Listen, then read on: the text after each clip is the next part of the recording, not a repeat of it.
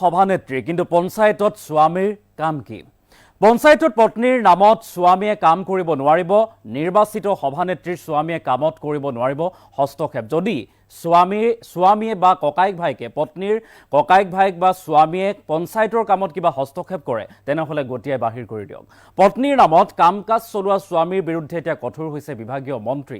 মন্ত্ৰী ৰঞ্জিত দাসে এনেদৰে কঠোৰ বাৰ্তা প্ৰেৰণ কৰিছে যদিহে স্বামীয়ে পঞ্চায়তত চলোৱা দপদপনি বা চলাই বা কোনো কামত হস্তক্ষেপ কৰে তেনেহলে হৰব হ'ব লাগিব বা কঠোৰ ব্যৱস্থা গ্ৰহণ কৰিব লাগিব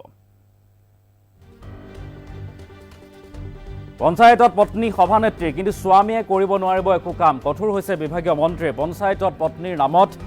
স্বামীয়ে কাম-কাজ চোৱা-চিতা কৰিব নোৱাৰিব বা হস্তক্ষেপ কৰিব নোৱাৰিব এনে এক ডাঙৰ মন্তব্য কৰিছে পঞ্চায়ত আৰু গ্ৰামোন্নয়ন মন্ত্ৰী ৰঞ্জিত কুমাৰ দাসে পত্নীৰ নামত কাম-কাজ চলোৱা স্বামীৰ বিৰুদ্ধে কঠোৰ হৈছে এতিয়া বিভাগীয় মন্ত্ৰী স্বামীয়ে পঞ্চায়তত চলোৱা দপদপনিক লৈ হৰব হৈছে মন্ত্ৰী ৰঞ্জিত কুমাৰ দাস গটিয়াই বাহিৰ কৰি দিব লাগিব এনে স্বামী যিসকলে পঞ্চায়তত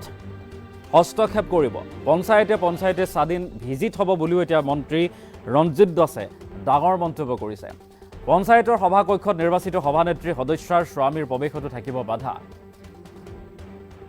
এনে এক ডাঙৰ মন্তব্য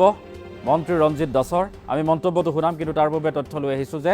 পঞ্চায়তত যিসকল লোকে দপদপনি চলায় তেখেতসকলৰ বিৰুদ্ধে কঠোৰ ব্যৱস্থা লোৱা হ'ব বুলি উল্লেখ কৰিছে পঞ্চায়তে এতিয়াৰে পৰা স্বাধীন ভিজিট হ'ব যদিহে পঞ্চায়তত পত্নীৰ নাম লৈ স্বামীয়ে কাম-কাজ চোৱা-চিতা কৰে বা কামত যদি কিবা হস্তক্ষেপ কৰে তেনেহলে লোৱা হ'ব কঠোৰ ব্যৱস্থা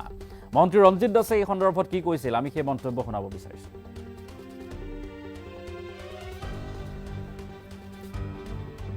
সক্ৰিয়ভাৱে কাম নহ'ব কাৰণ কিয় জনসাধাৰণ এৱাৰ হ'ব লাগে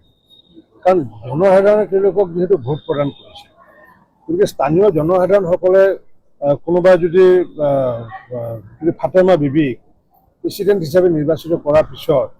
সেই ফাতেমা বিবিৰ যিটো পঞ্চায়ত সেই পঞ্চায়তৰ জনসাধাৰণে তেওঁলোকৰ দায়িত্ব যে তেওঁ ফাতেমা বিবিৰ গিৰিয়েকে যাতে কাৰ্যালয়ত গৈ পেলাই যাতে হস্তক্ষেপ কৰিব নোৱাৰে আৰু সেই অনুপাতে তাৰ যিসমূহ মেম্বাৰ সদস্যসকলৰ দায়িত্ব আৰু লগত দায়িত্ব আমাৰো দায়িত্ব আছে যাৰ কাৰণে আজি আমি আমাৰ চিঅ'ক আমি কৈছোঁ বিডিঅ'ক কৈছোঁ যে তেনেকুৱাকৈ কোনো যাতে নিৰ্বাচিত যি প্ৰতিনিধি গিৰিয়েকে গৈ পেলাই যাতে কামত হস্তক্ষেপ কৰিব নোৱাৰে গতিকে আমি আহ্বান দিছোঁ কিন্তু এতিয়া আমি যিহেতু ছাডেন যেতিয়া ভিজিট হ'ব মই হাইলাকান্দিত মই ছাডেন ভিজিট যেতিয়া কৰিলোঁ কৰাৰ পিছত মই নিজে সভাকক্ষৰ পৰা গঠিয়াই দিছোঁ আজিও আমি আহ্বান জনাইছোঁ মেম্বাৰসকলক আহ্বান জনাইছোঁ যে তেনেকুৱাকৈ যদি কোনোবা যদি গিৰিয়েকে যদি আহি পেলাই ককায়েকে আহি পেলাই যদি সভাকক্ষত যদি উপস্থিত হয় তেওঁলোকৰ বিহিত ব্যৱস্থা লোৱাৰ কাৰণে আমি আহ্বান জনাইছোঁ আমাৰ সক্ৰিয়ভাৱে কাম নহ'ব কাৰণ কিয় জনসাধাৰণ এৱাৰ হ'ব লাগে কাৰণ জনসাধাৰণে তেওঁলোকক যিহেতু ভোট প্ৰদান কৰিছে গতিকে স্থানীয় জনসাধাৰণসকলে কোনোবা যদি ফাতেমা বিবিক প্ৰেচিডেণ্ট হিচাপে নিৰ্বাচিত কৰাৰ পিছত সেই ফাতেমা বিবিৰ যিটো পঞ্চায়ত সেই পঞ্চায়তৰ জনসাধাৰণে তেওঁলোকৰ দায়িত্ব যে তেওঁ ফাতেমা বিবিৰ গিৰিয়েকে যাতে কাৰ্যালয়ত গৈ পেলাই যাতে হস্তক্ষেপ কৰিব নোৱাৰে আৰু সেই অনুপাতে তাৰ যিসমূহ মেম্বাৰ সদস্যসকলৰ দায়িত্ব আৰু লগত দায়িত্ব আমাৰো দায়িত্ব আছে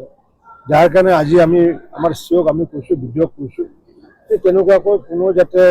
নিৰ্বাচিত যি প্ৰতিনিধি গিৰিয়েকে গৈ পেলাই যাতে কামত হস্তক্ষেপ কৰিব নোৱাৰে গতিকে আমি আহ্বান দিছোঁ কিন্তু এতিয়া আমি যিহেতু ছাডেন যেতিয়া ভিজিট হ'ব মই হাইলাকান্দিত মই ছাডেন ভিজিট যেতিয়া কৰিলোঁ কৰাৰ পিছত মই নিজে সভাকক্ষৰ পৰা গঠিয়াই দিছোঁ আজিও আমি আহ্বান জনাইছোঁ মেম্বাৰসকলক আহ্বান জনাইছোঁ যে তেনেকুৱাকৈ যদি কোনোবা যদি গিৰিয়েকে যদি আহি পেলাই ককায়েকে আহি পেলাই যদি সভাকক্ষত যদি উপস্থিত হয় তেওঁলোকৰ বিহিত ব্যৱস্থা লোৱাৰ কাৰণে আমি আহ্বান জনাইছোঁ